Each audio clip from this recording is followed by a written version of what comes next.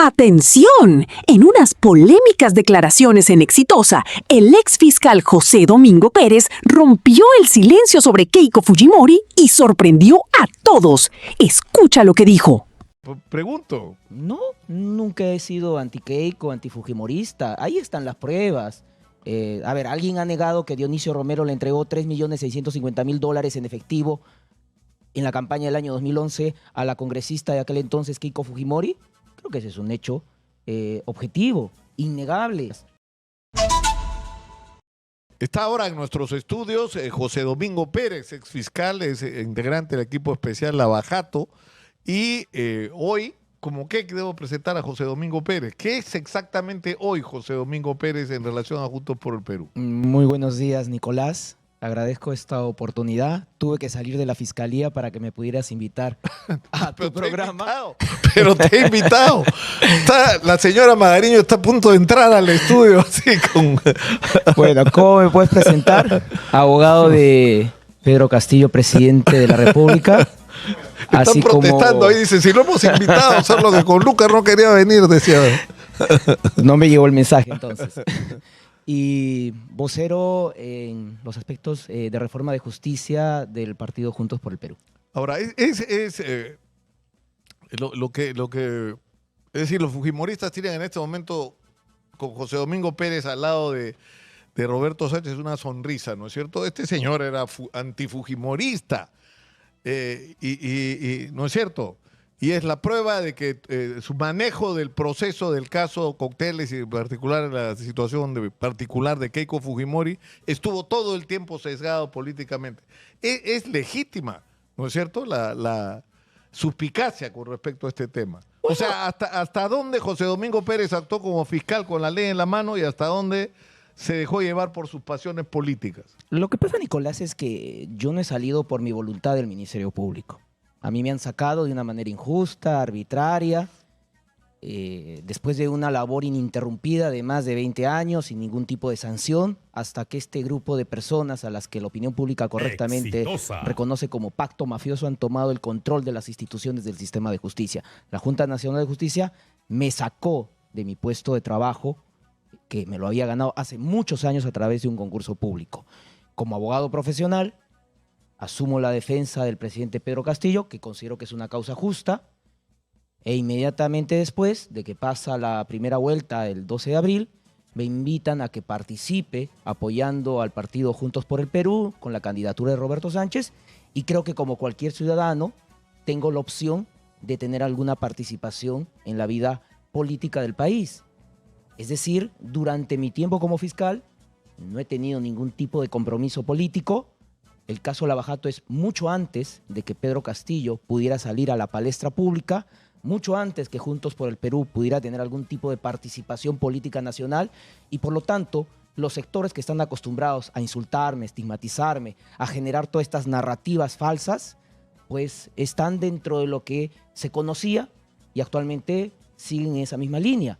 Más bien aquellos que han confiado en la labor y que seguramente se han sorprendido, les debo explicar de que tengo que tomar una decisión. No puedo ser una persona tibia, no puedo ser una persona indiferente, no puedo ser una persona indolente a lo que está pasando. Pero ya, digamos, a mí me parece absolutamente legítimo que todo el mundo tenga la opción política que quiera, ¿no es cierto? Y que en el caso del ejercicio del derecho los abogados defiendan a quien mejor les parezca, ¿no es cierto? Eso ahí no debería haber, pero hay un tema que es real, es decir, no es que José Domingo Pérez de repente hizo suyo el discurso anti-Keiko y antifujimorista. Es que tenía que llevarlo consigo desde antes. Es decir, no debió ocurrir en algún momento que, considerando esa aprehensión política que José Domingo Pérez tenía sobre Keiko, se hubiera inhibido mejor. Decir, no, yo no puedo. ¿Por qué? Porque yo soy anti-Keiko, pues yo, ¿no? Me voy a nubilar como fiscal. En mi etapa de fiscal... Pregunto. No, nunca he sido anti-Keiko, anti-fujimorista. Ahí están las pruebas. ¿Alguien ha negado que Dionisio Romero le entregó $3.650.000 en efectivo en la campaña del año 2011 a la congresista de aquel entonces, Keiko Fujimori? Creo que ese es un hecho objetivo, innegable, que Odebrecht le entregó $1 millón a la campaña electoral de la señora Fujimori y que por esa entrega, más bien la señora Fujimori, el Tribunal Constitucional le ha anulado el proceso, mientras Ollanta, candidato en el año 2011 a esa opción de candidatura presidencial que recibe de la empresa Odebrecht $3 millones, sigue aún preso. Eso es una situación de que O ahí sea que, está. para hacer un punto aparte, ¿debería anularse a raíz de esta decisión del tribunal Mira, la sentencia de Ollanta? Lo que digo es de que no es una condición justa que el Tribunal Constitucional haya terminado favoreciendo a la señora Fujimori, mientras el Poder Judicial sostiene aún el encarcelamiento del presidente Ollanta por conductas que tienen las mismas características. Lo único que se diferencia es que Ollanta recibió $3 millones y Keiko Fujimori $1 millón. Ahora, ¿no le reconoce José Domingo Pérez ningún mérito a Alberto Fujimori? El día de ayer estuve en la ciudad de Iquitos. Yo he trabajado en la ciudad de Iquitos e inicio mi carrera como fiscal en el año 2005.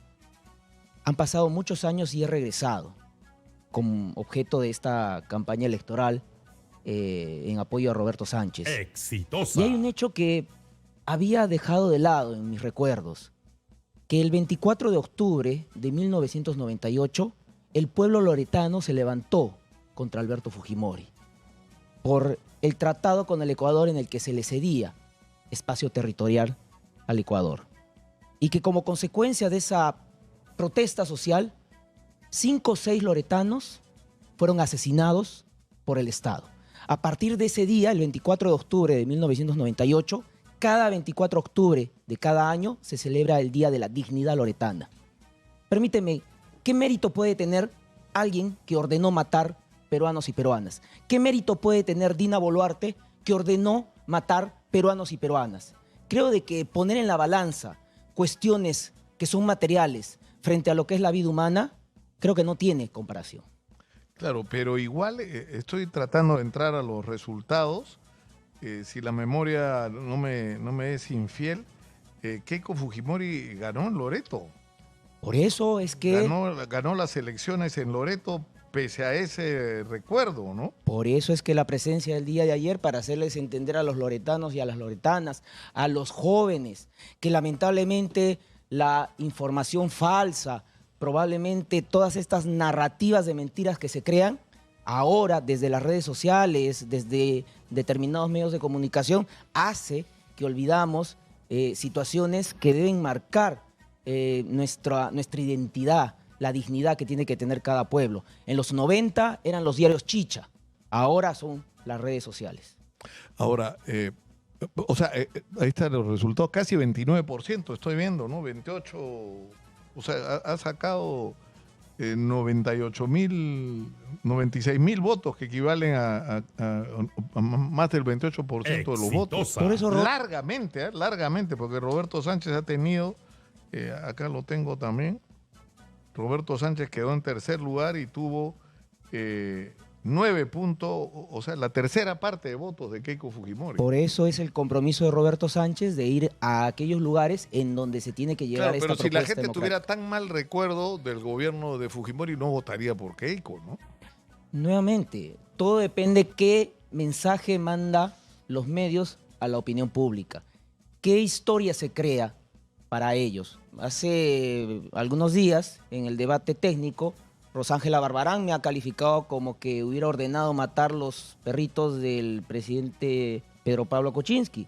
Se comienza a construir una narrativa, se lanza a través de un medio de comunicación y esto se comienza a repetir hasta viralizar al estilo del miente, miente que algo quedará. Entonces hay que recordarle a los peruanos y las peruanas qué significó los años 90, qué significó el gobierno de Alberto Fujimori y qué es lo que se ha significado el gobierno de Dina Boluarte. Pero vas hablando, José Domingo, y me convenzo más de que en realidad lo correcto hubiera sido, no, yo no voy a poder con esto. Es decir, yo tengo una posición, tengo un juicio sobre lo que ha sido el gobierno del padre de esta señora, sobre lo que ha sido su papel. Políticamente tengo una aprehensión, mejor es que yo me aparte del caso porque esto me puedo nubilar por mí mismo y por el proceso. De repente el curso hubiera sido otro, de repente Keiko estaba sentenciada, tal vez por cargos distintos a los que la Fiscalía formuló, ¿no? Bueno, siempre y cuando el Tribunal Constitucional no hubiera sido elegido por este Congreso, el pacto mafioso, que finalmente tomó el control de la justicia constitucional, y ya vamos viendo cómo la presidenta del Tribunal Constitucional, Luz Pacheca Cerga, se ve obligada a renunciar porque hay toda una componenda que quiere favorecer determinados casos. Ahora, ¿qué va a pasar? Yo he visto la audiencia en la Junta Nacional de Justicia y en un momento tú dices, me van a reponer. Bueno, el oportunismo político de la Junta Nacional de Justicia... O sea, ¿para qué? ¿Para que José Domingo Pérez, si regresa a ser fiscal, no pueda hacer política? ¿Para eso es? Bueno, a mí me sacan de una manera arbitraria en la que no me permiten ni siquiera ejercer mi derecho de defensa, que es lo mínimo que tiene cualquier ciudadano o ciudadana de este país. Sin embargo, prácticamente más de un mes después, me convocan a una audiencia en la cual van a resolver la reconsideración, cuando en la primera oportunidad ni siquiera me habían convocado a presentar mis descargos y decidieron mi no ratificación. Y qué coincidencia o qué oportunismo cuando estoy apoyando políticamente en esta segunda vuelta al candidato Roberto Sánchez. Es decir, que una posibilidad es que en los próximos días la Junta Nacional de Justicia decía reponer a José Domingo Pérez. Usted vuelve a ser fiscal. ¿Qué va a hacer José Domingo Pérez si eso ocurre? A ver, las decisiones de la Junta Nacional de Justicia que forman parte del pacto mafioso son arbitrarias. Como que me pueden reponer, como ya le han sacado a la doctora Adila Espinosa el cargo de fiscal, como seguramente en algunos días lo van a suspender al juez Richard Concepción Carhuancho. Es decir, hay desconfianza en las decisiones que está adoptando la Junta Nacional de Justicia. Ahora, yo me voy a poner, no sé, alguno de los fujimoristas que entrevistamos lo dijo, ¿no? Que los acusan de tomar el control de las instituciones y que lo que había ocurrido en realidad es que le habían quitado las instituciones, así como se habla de la mafia, ¿no es cierto?, del pacto mafioso, de una especie de mafia caviar que tenía controlado todas las instituciones del Estado peruano, ¿no es cierto? Mira. Y que, o sea, bueno, la conclusión al final es que nadie debería controlar las instituciones, ningún sector político con ningún signo, ¿no es cierto? La justicia tiene que, y las instituciones que tienen que ver con el ejercicio de la justicia, tienen que ver con el derecho de los ciudadanos y no con las opciones políticas, ¿no? Bueno, o debería ser así, ¿no? Ese término caviar o caviaraje ha desaparecido de los medios de comunicación después de que se ha conocido que en la segunda vuelta pasa la señora Fujimori con Roberto Sánchez, porque hasta antes de este resultado, prácticamente cualquiera que defendía el Estado de Derecho, la institucionalidad, era tachado por el fujimorismo como caviar, y te pretendían anular, estigmatizar como caviar, y prácticamente te responsabilizaban de todas las desgracias de este país, tildándote de caviar. Y ahora que la señora Fujimori se quiere blanquear frente al sector moderado de la sociedad, frente a ese sector que defiende la Constitución, el Estado de Derecho y la institucionalidad, resulta que ese término desapareció de la opinión pública y tú lo vuelves a traer en este momento. Entonces, permíteme explicarlo.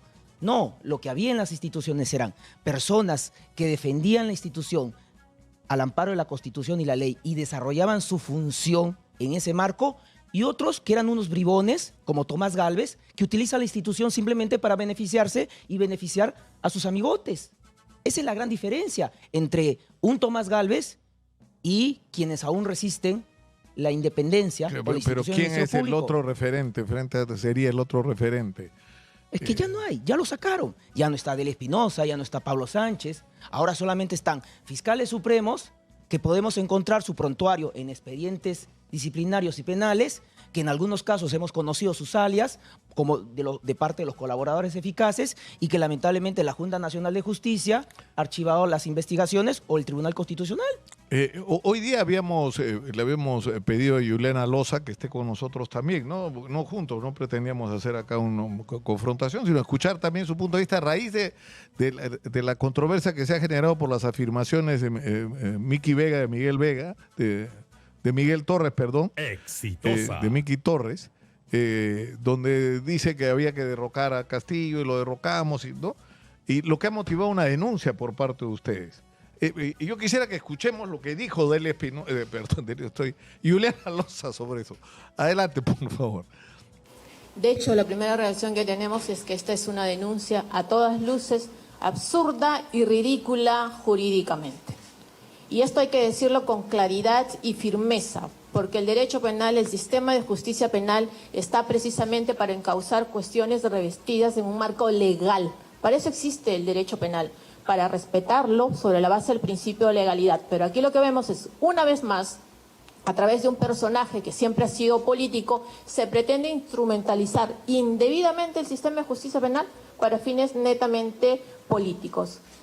Nuevamente, caso del señor Miguel Torres, los convocó a ustedes, alcemos en armas, fomentemos todo el alzamiento, el levantamiento de todas las fuerzas institucionales. No hicieron eso, ustedes cumplieron un rol, informaron.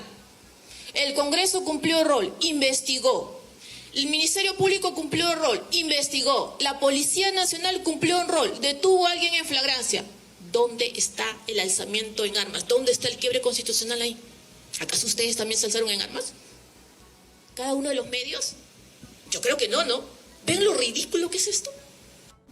Sabemos de dos... Bueno, esto es lo que dijo ayer Juliana Loza. Dice que tenían una audiencia, el caso Cauteles hoy, entiendo, ¿no? Por eso se disculpó de venir. Bueno, ¿no? En la fiscalía de Tomás Gálvez ya desconozco qué es lo que puede estar sucediendo.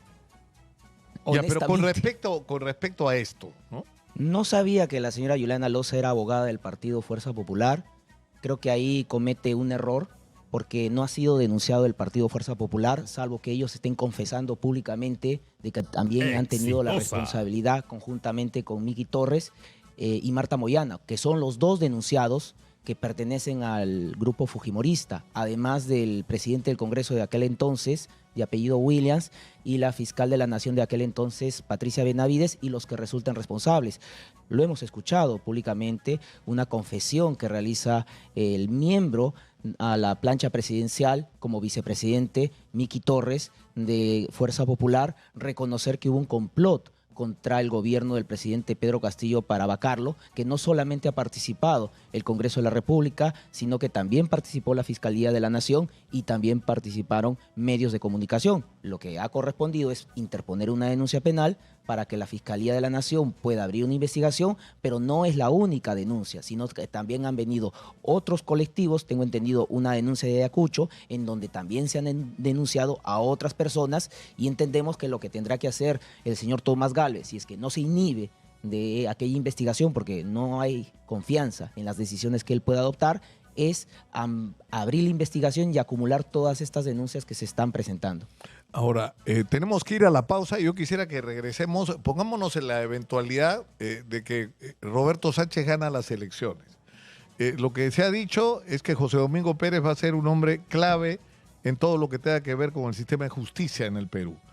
¿Qué cosa es lo que harían ustedes, y ahora sí hablo en plural, si Roberto Sánchez gana las elecciones? Tras la pausa, por favor, regresamos con la respuesta. Estamos con José Domingo Pérez, esto es Elige Bien, estamos en Exitosa, la voz de los que no tienen voz. Volvemos. Está en nuestros estudios José Domingo Pérez, que ha pasado de ser un protagonista en el Ministerio Público del caso Lava Jato, emblemático, por decirlo de alguna manera, a ser hoy un protagonista político y parte del equipo de Roberto Sánchez. Si gana Roberto Sánchez, José Domingo, las elecciones, ¿qué harían ustedes con lo que ustedes describen como una mafia que se ha apoderado, ¿no?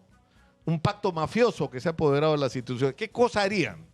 No solamente lo dice Roberto Sánchez, lo dicen diversos líderes democráticos y creo que se va identificando de que hay un grupo de personas que tienen un interés en tener beneficios, no solamente a nivel de la producción de leyes en el Congreso de la República, sino que tienen representantes en diversas instituciones de justicia, lo que se ha conocido como el pacto mafioso. ¿Qué es lo que puede hacer Roberto Sánchez dentro de su programa? Primero, lograr el consenso democrático. Creo de que hemos visto que el partido Obras está respaldando la propuesta de Roberto Sánchez. Ahora Nación, con Augusto López Chau, está apoyando la propuesta de Roberto Sánchez y otras agrupaciones que son muy distintas a lo que el fujimorismo y el porquismo pretenden ofrecerle al país. Y parte de ello es la reforma del sistema de justicia, porque yo escucho todos los días tu programa y tú cuestionas la forma como se está administrando justicia en este país. Y creo que es un problema que se ha agravado a partir de los últimos 2 o 3 años, en donde este Congreso de la República, luego de la vacancia inconstitucional de Pedro Castillo, bajo el liderazgo de lo que viene a ser el grupo fujimorista, comienzan a dar leyes para beneficiar sus intereses políticos, pero que terminan beneficiando a las organizaciones criminales. Ya, pero todo eso, ¿cómo aterrizaría en medidas y propuestas concretas? O Bueno, sea, esa reforma del sistema de justicia, ¿en qué se traduciría? antes de entrar a la reforma del sistema de justicia, una de las propuestas va a ser la derogación de las leyes procrimen. Es lo que ha establecido el candidato Roberto Sánchez y en eso hay consenso con las fuerzas democráticas que van a integrar este próximo Parlamento. Así lo han manifestado. Dentro de lo que es la reforma del sistema de justicia, bueno, tendrá que darse un consenso para cómo se va a modificar la composición actual de las diversas instituciones que están lamentablemente tomadas o capturadas por intereses que son ajenos a la Constitución y a la ley. Probablemente se tendrán que tomar medidas inmediatas, por ejemplo, solicitar un tema de investigaciones a nivel de lo que es la Cámara de Diputados para ver cuál es la injerencia política que han tenido diversas fuerzas que han formado parte o forman parte actualmente de este Congreso en la designación y permanencia de determinados actores en esas instituciones. Hay que recordar el caso de Tomás Gálvez, que tantas veces ha venido a este set.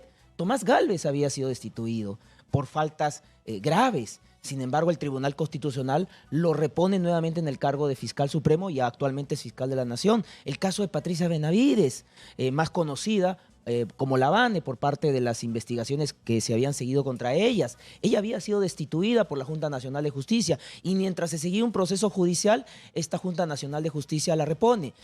Ambos ahora son fiscales supremos y gracias al voto de Patricia Benavides, Tomás Gálvez es fiscal de la Nación y Tomás Gálvez le termina archivando esta investigación del caso Valquiria a Patricia Benavides y al día siguiente dan ese baile, el 12 de mayo, Día del Ministerio Público, que es conocido como el baile de la impunidad. Es decir, el fiscal que le investigó el caso a Patricia Benavides, Tomás Gálvez, terminan bailando para regocijo de ellos y de los intereses que ellos representan. Ya, pero... y en términos prácticos, insisto, o sea, porque el presidente de la República no puede, o sea, ustedes dicen investigaciones a nivel de la Cámara de Diputados. Propuestas que se van a hacer. Pero ¿qué propuestas serían? O sea, ¿en qué consistiría esta reforma? ¿Los procedimientos de elección de los miembros de la Junta de Fiscales Supremos, de la Corte Suprema, de la Junta Nacional de Justicia, del Tribunal Constitucional? Correcto, son que van a implicar una reforma constitucional y para eso tiene que haber el consenso, no solamente de la Cámara de Diputados, sino también de la Cámara de Senadores. Pero antes de llegar a eso tiene que hacerse el diagnóstico, es decir, cuál es la situación en la que nos encontramos y cómo es que determinados actores han perjudicado la institucionalidad en lo que viene a ser el sistema de justicia.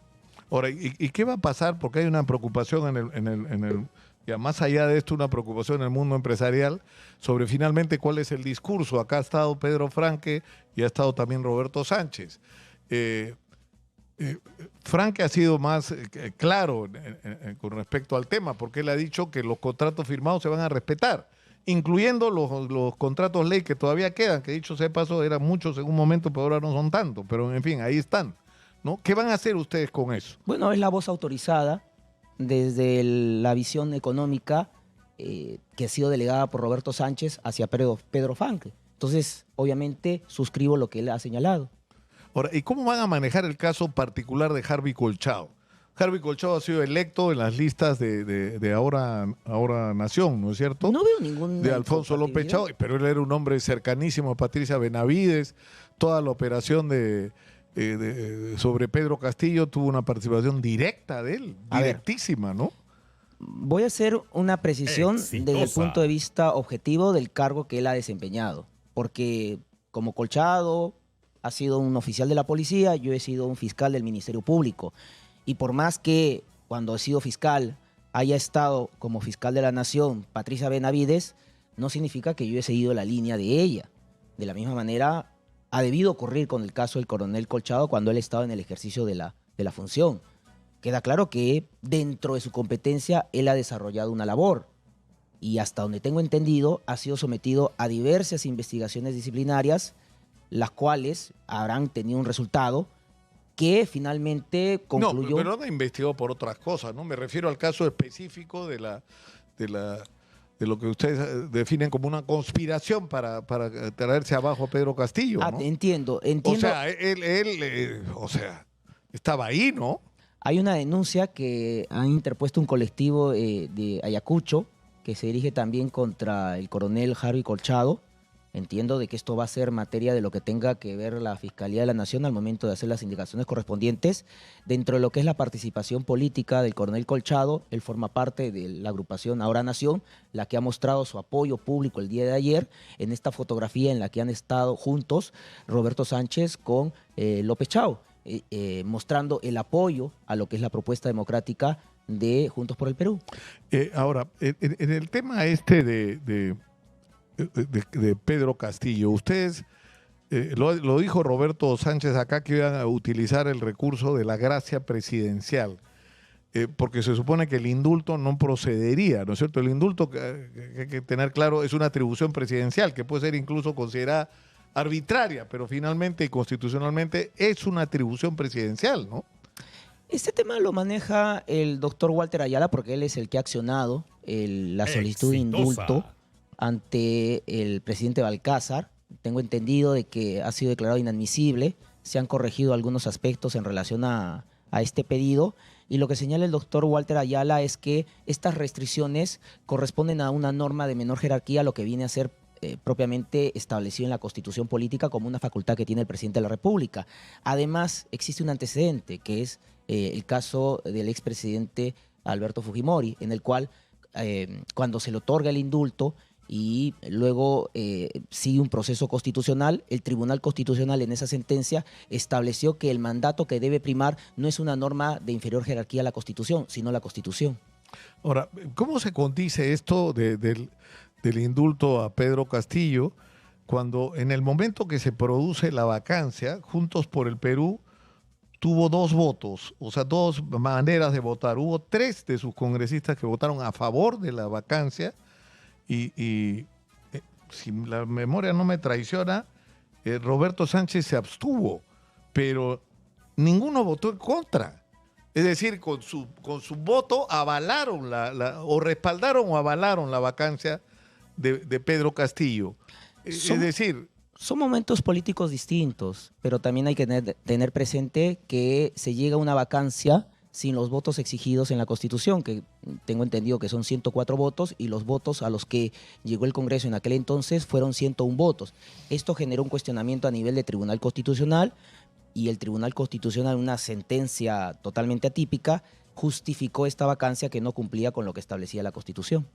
Ahora, sin embargo, lo que sí es cierto es que Pedro Castillo pretendió, ya no sé cómo, porque se le ha cambiado tanto el rótulo, pero pretendió realizar un golpe de Estado, hizo una convocatoria a un golpe de Estado. Bueno, depende. Eso es innegable, está ahí, ¿no? Desde el lado político, si hay alguna reprochabilidad, el Congreso de la República lo archivó.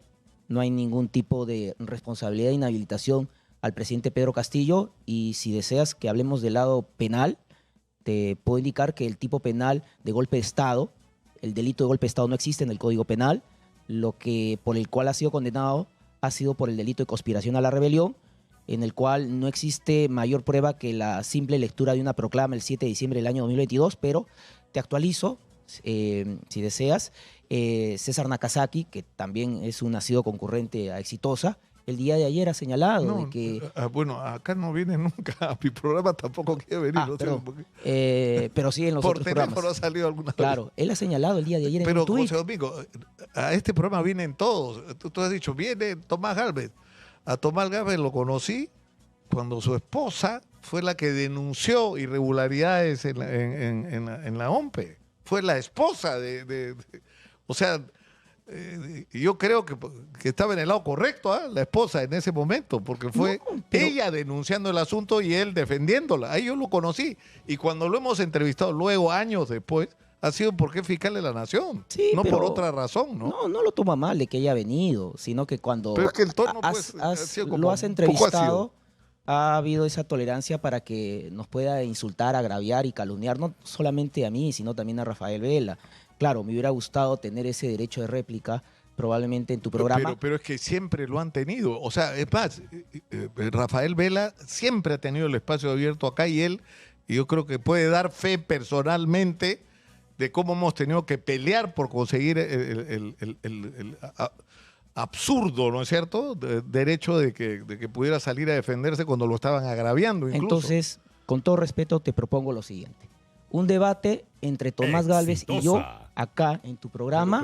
Pero, yo encantado. Ahora, depende que acepte Tomás Aladino Gálvez. Bueno, él levanta imputaciones en contra yo mía. estoy seguro que está viéndonos Tomás Aladino Gálvez. Él levanta imputaciones en contra mía cada vez que viene a tu programa, pues lo reto frente a ti a que me las diga en mi cara y pueda demostrar cada una de las afirmaciones que hace. Me parece absolutamente razonable, pero ahora, bueno, y vamos a hacer el procedimiento que corresponda, que en realidad es muy simple, ¿no? Tendría que aceptar o no Tomás Aladino Gálvez, porque ponernos de acuerdo en fechas va a ser muy fácil, Claro, creo. porque él anunció que una vez cumplido su límite de edad en el Ministerio Público, es decir, ya falta algunos años para que cumpla 70, va a ingresar a la vida política. Entonces, ¿para qué esperamos que cumpla los 70? Vamos, nos sentamos acá, en medio tuyo, y que haga estas afirmaciones calumniosas que usualmente me atribuye a mí y a Rafael Vela. Ahora, hay un tema que es relevante en la discusión hoy y que es innegable, ¿no es cierto? En los últimos años, y que yo creo que es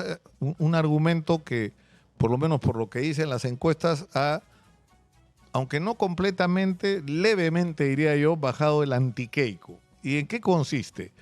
Que todos estos años hemos votado, o sea, se eligió a Toledo en contra de Fujimori, y a partir de que Keiko fue candidata, se votó por elegir a alguien que no fuera Keiko. El anti-Keiko, en realidad fue el partido más importante del Perú, ¿no es cierto?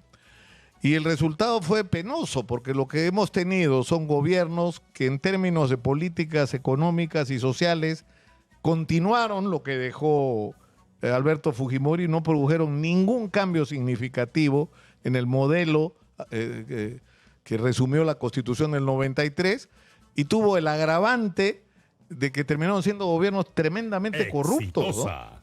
Y prueba de ello es que están presos, aunque no todos los que deberían estar, pero están presos. Es decir, y lo que los llevó a la presidencia fue el anti-Keiko. Entonces, ese es un argumento como que lleva a la conclusión a alguna gente a la que a mí me sorprende, que gente que me dice, yo nunca en mi vida pensé en plantearme la posibilidad de votar por Keiko Fujimori, ahora lo estoy pensando. Bueno, pero es un raciocinio razonable, ¿no es cierto? Toda opinión es respetable, pero hay que demostrar qué es lo que ocurrió en los últimos años. Luego de la vacancia inconstitucional contra el presidente Pedro Castillo, quien ha tomado las riendas de este país ha sido el fujimorismo, respaldando al gobierno de Dina Boluarte. Los más de 50 asesinatos en el sur del Perú que han quedado impunes se deben al respaldo que ha tenido la señora Dina Boluarte desde el Congreso de la República, que ha jefaturado diversas fuerzas, pero liderándolas políticamente Fuerza Popular. Vamos a lo último que ha ocurrido, la compra de los aviones militares de guerra. El presidente del Congreso, Fernando Rospigliosi, le da una orden al Ejecutivo para que ese contrato termine suscribiéndose y finalmente se termine desembolsando el dinero para el pago. Vamos viendo de que la necesidad que tiene el país no necesariamente es una carrera armamentística, sino por el contrario, atender aquellas necesidades que se han podido satisfacer con todo este dinero que se ha gastado lamentablemente en este capricho que ha tenido Fuerza Popular y que se ha visto representado por la figura de Fernando Rospigliosi. El ataque al sistema de justicia. Tú has escuchado nuevamente a este presidente del Congreso de la República señalar que va a barrer el Poder Judicial y todas las afectaciones que han sufrido jueces fiscales. Todo eso, claro, pero el problema es que Néstor en todo caso no ha estado sola e incluso Juntos por el Perú de alguna manera discreta, parcial, pero real, ha sido parte también de esta especie de repartija de cargos públicos, ¿no es cierto? No, porque es por lo que Perú, no voy a defender lo que corresponde al periodo que han tenido en este Congreso, pero hasta donde tengo entendido, son 5 congresistas, de los cuales ninguno ha ocupado ningún tipo de participación pública en el gobierno de la señora Dina Boluarte, de José Geri y actualmente de Balcázar. Ahora, el tema es el siguiente. ¿Qué es exactamente Juntos por el Perú?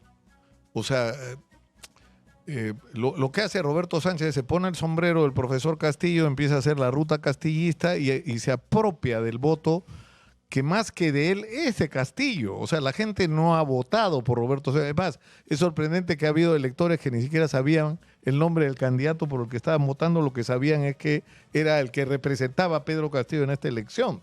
Entonces, pero de ahí, porque la fuerza real de Juntos por el Perú, o sea, tuvo 14,000 votos Roberto Sánchez en su circunscripción, o sea, como candidato a diputado. Pero a lo que voy es que es una alianza que se basa en qué.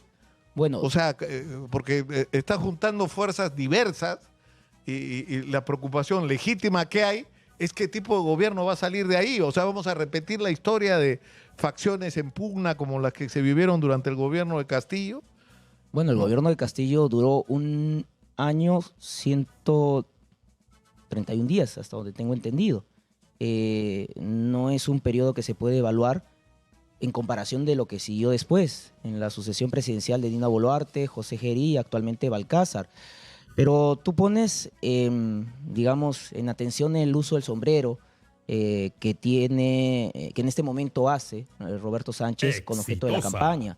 Y hemos visto cómo determinados líderes de opinión pública tratan de estigmatizar el uso de ese sombrero. No lo digo que haya sido tú, pero dejan de lado que la señora Fujimori usa sombreros, trajes típicos, se va a las plazas de algunos lugares de la sierra de nuestro país y comienza a hacer bailes y toda una representación que cuando llega a Lima comienza a reprocharle al candidato de Juntos por el Perú. Esto me parece que no se mide de la misma manera porque estamos dentro de un proceso electoral en donde el candidato trata de llegar a sus electores trayendo a colación lo que representó Pedro Castillo para el Perú. Pedro Castillo lo que representó es ese profesor rural que llega a la presidencia de la República y que se identifica con el pueblo. Pedro Castillo es de la provincia de Chota, es un sombrero típico y que lo usó no solamente en campaña, sino que tuvo el atrevimiento de usarlo cuando ya fue el primer mandatario de nuestro país. Y tú recordarás muy bien cómo se lo estigmatizó, se lo atacó. Incluso esta radio, por haber tenido una cobertura objetiva e imparcial en relación al gobierno de Pedro Castillo, se le tildó como exichota, recordarás. Y todos estos, Perfectamente. claro, y todos estos que destilan odio en la sociedad y crean esta narrativa de confrontación entre peruanos, ahora lo que están levantando las voces son de un golpe militar democrático. Ahora, sin embargo, yo creo que uno de los problemas más serios que tenemos en la política es la incomprensión de lo que está ocurriendo realmente en el Perú y lo que hay detrás de, o sea, el significado de la elección de alguien como Pedro Castillo como presidente o el voto o el pase a la segunda vuelta de Roberto Sánchez, que es la expresión de una molestia, una indignación, en algunos casos hasta resentimiento Exitosa. por décadas y hasta siglos de, ¿no es cierto?, de abandono y de desprecio incluso. A mí todo eso me parece absolutamente entendible. O sea, a mí no me sorprende que Pedro Castillo haya ganado la elección, ¿no?